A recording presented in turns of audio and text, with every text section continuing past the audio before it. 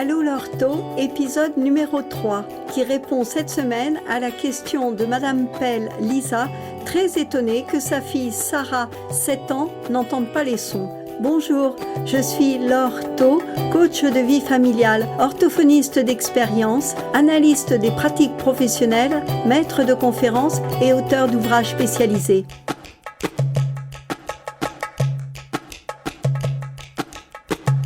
Votre enfant, mode d'emploi, la mission éducative que vous accomplissez au quotidien auprès de votre enfant vous amène sur un chemin merveilleux et rempli de doutes et d'incertitudes. Les enfants sont notre avenir et notre bien le plus précieux.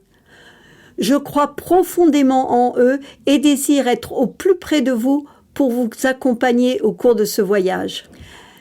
À votre écoute, je réponds à toutes les questions concernant les enfants de 0 à 20 ans. Ce podcast vous propose des outils pour dialoguer avec votre enfant, vous indique des pistes de travail avec des exercices simples et ludiques et vous conseille en psychologie, éducation et pédagogie. Croyez en vous, croyez en votre enfant. Pendant le confinement, j'ai reçu énormément de questions posées par des parents, des professionnels, à tel point que j'ai ressenti tout naturellement le besoin impérieux de partager avec le plus grand nombre les réponses données à toutes ces interrogations. Cette semaine, j'ai choisi de répondre à Madame Pell, Lisa, très étonnée que sa fille Sarah, 7 ans, n'entende pas les sons dans les mots. Car il est important pour moi de préciser l'écoute et la discrimination des sons auprès des parents qui n'ont pas fait d'études de phonétique. La question est formulée ainsi. Bonjour Laure. La maîtresse a donné une leçon avec les sons E fermés et le son E ouvert. Quand je dis à Sarah les mots feu et nœud, en lui demandant lequel a le son E fermé et lequel a le son E ouvert, elle n'entend pas la différence. Comment faire pour qu'elle entende mieux ces sons ? Bonjour Lisa et bonjour Sarah. Si vous, Lisa, répondiez à la question posée à votre fille, que diriez-vous des sons E dans ces deux mots ? Je pense que pour me répondre, vous allez vous fier aux graphies des sons E dans ces deux mots. C'est bien normal, vous avez appris à écrire et vous visualisez les mots. Cependant, cela ne va pas vous aider dans ce cas précis car il n'y a pas de corrélation entre les sons E et leur graphie. Ce sont vos oreilles qui perçoivent les sons. Et Sarah a répondu tout naturellement en se servant des siennes. Sarah, je te félicite, tu as bien entendu. Effectivement, il n'y a pas de différence de son entre les mots feu et nœud. Ils possèdent tous les deux le son E fermé. Je vous propose, Lisa, de vous installer au calme, sans télé ni téléphone, pour un instant de dialogue et de partage avec Sarah, en prenant comme support la leçon des sons E fermés et ouverts. Ce moment relationnel sera agréable et ludique. Ce temps d'entière disponibilité est précieux pour votre enfant. Il lui assure de votre présence bienveillante à ses côtés. Savourez-le pleinement, toutes les deux. Lisa, pour favoriser une écoute plus facile et plus sûre, je vous propose le jeu des grandes oreilles. Vous allez pouvoir jouer avec Sarah et vous pouvez même inclure un autre enfant dans le jeu d'environ 4 ou 5 ans, petit frère ou petite sœur ou à défaut une poupée. Plus on est de fous, plus on rit. Prenons 2 mots référence des sons E qui sont les mots feu et cœur. Ces mots, vous n'allez pas les écrire, vous allez les dessiner. Il ne s'agit pas de savoir dessiner. L'essentiel, c'est que chaque participant puisse identifier ces mots. Sarah peut les dessiner elle-même si elle le désire. C'est une bonne manière de la faire participer dès à présent au jeu. Le dessin du feu va se situer en haut d'une feuille que vous placerez à gauche. Et le dessin du cœur va se situer en haut d'une autre feuille que vous placerez à droite. Les sons E se disent fermé ou ouvert, en référence à la forme d'ouverture de la bouche. C'est pour cela que vous allez dessiner une bouche à côté du dessin sur chaque feuille. Le mot feu est le mot référent du son E, qu'on dit E fermé. Et le mot cœur est le mot référent du son E ouvert.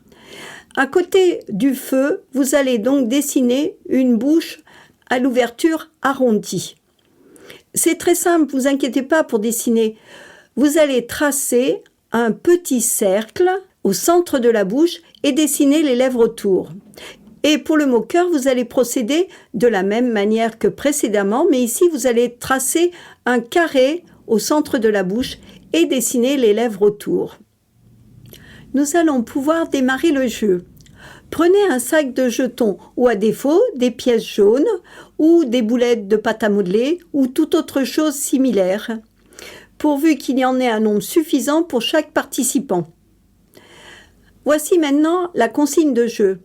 Sarah, montre-moi le son E de feu. Oui, très bien. Eh bien, place le jeton sur cette feuille. Et maintenant, montre-moi le son E de cœur. Très bien. Et oui, place effectivement le jeton sur la bonne feuille. Sarah, le but du jeu est de savoir quelle feuille va gagner le plus de jetons. Lisa, pour vous aider, je vous propose une petite aide pédagogique. Lisa, pour vous éviter de chercher des mots avec le son E et pour vous assurer de leur classement, voici une liste de 12 mots contenant le son E fermé.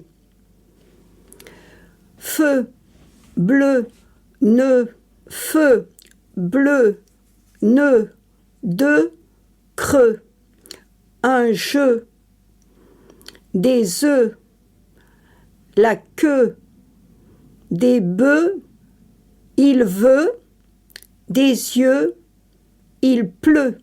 Et je vous donne une liste de 12 mots contenant le son E ouvert. Cœur, seul, beurre, neuf, gueule, une feuille, un œuf, une sœur, un bœuf, neuve, il pleure, une heure.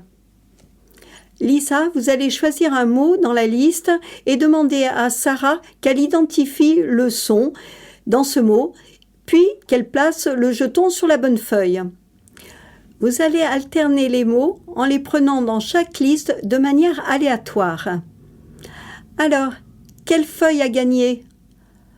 Je vous ai donné un nombre identique de 12 mots dans chaque liste, mais rien ne vous empêche de favoriser l'une ou l'autre liste en enlevant des mots ou en répétant un ou deux mots pour raccourcir ou allonger la liste. Voici un conseil éducatif important. Félicitez Sarah quand elle identifie les mots et encouragez-la ou aidez-la quand elle n'y arrive pas. Il peut être intéressant que Sarah fasse de même avec la poupée, qu'elle la félicite quand elle réussit et qu'elle l'aide quand elle se trompe. N'oubliez pas de toujours mettre la gaieté dans le jeu pour que celui-ci soit bien rigolo. Le conseil Allo l'ortho de cette semaine. Le plus important, c'est de partager un moment très agréable ensemble toutes les deux. Sarah a adoré jouer au jeu des grandes oreilles. Formidable, vous êtes ensemble toutes les deux au bon endroit. Ce podcast est fait pour vous. Il vous a plu? Alors écoutez Allo l'ortho tous les mercredis. Confiez-moi toutes vos interrogations sur mon compte Instagram Allo l'ortho. Écrivez Allo A2LO, Laure L-A-U-R-E, To T-H-A-U-T. À votre écoute, je réponds à toutes les questions concernant les enfants de 0 à 20 ans. Votre question pourra être choisie lors d'un prochain épisode de podcast. Si vous souhaitez des conseils personnalisés et désirez aller plus loin dans la compréhension du suivi éducatif de votre enfant, j'anime des groupes de parole entre parents. J'assure également des modules de formation de jeunes diplômés dans leur toute nouvelle pratique professionnelle. contactez-moi sur mon compte Instagram Allo Laure-Thaut. Écrivez Allo A2LO Laure Laure Thaut THAUT ou laissez vos coordonnées au 06 19 62 12 39. Je suis Laure Thaut et je vous dis à bientôt.